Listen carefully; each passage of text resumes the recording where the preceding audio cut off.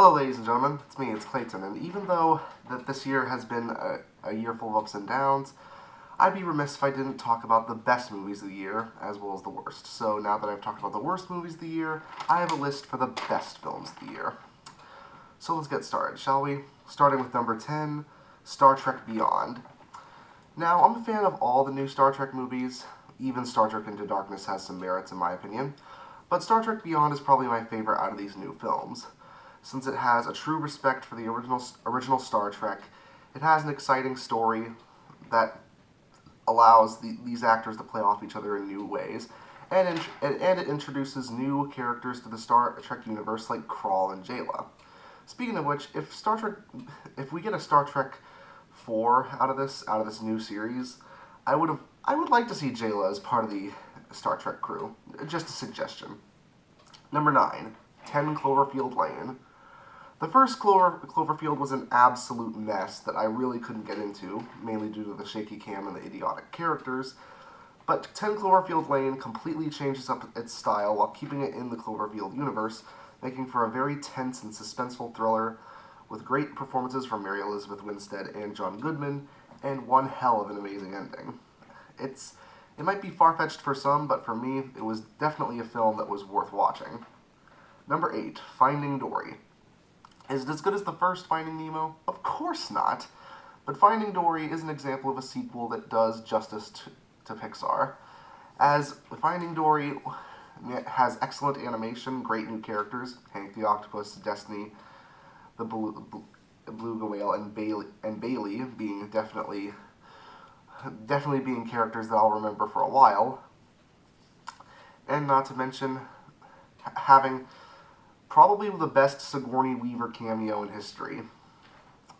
Number 7, The Jungle Book. I have fond memories of the original Jungle Book, even though most would agree that it hasn't held up as well as some people might think.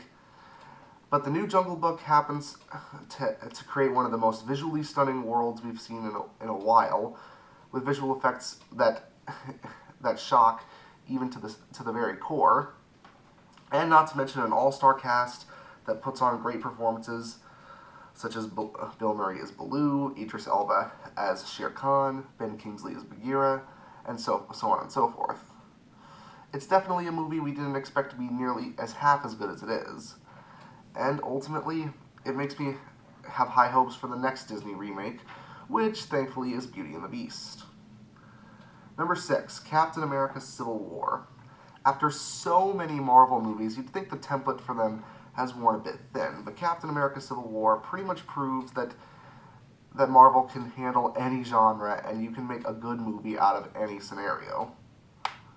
Because even though I had problems with the Captain America Civil War comic, the movie happens to change the story enough to have the whole conflict make sense, and allowing both Captain America and Iron Man to remain intact as likable characters while they go through this conflict together. Simply put, it's an adaptation that's different, but different in all the right ways. Number 5, Deadpool.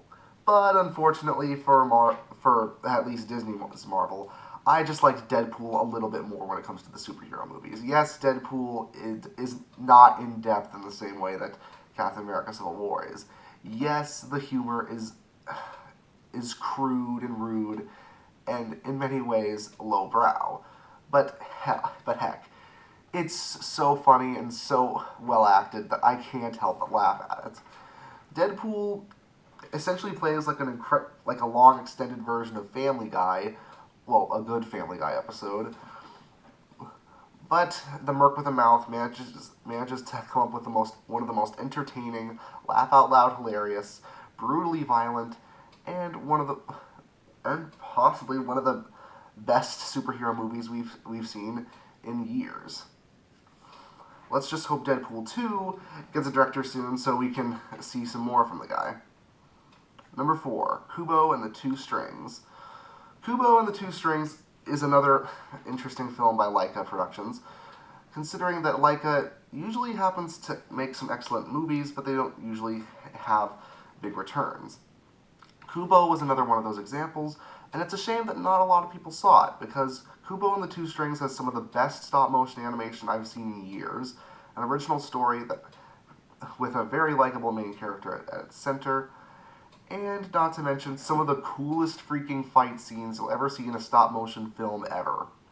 It's an original story that totally makes use of its setting, its characters, and its mythos, and I loved every single minute of it. Hopefully Leica sticks around. Number 3, Hacksaw Ridge.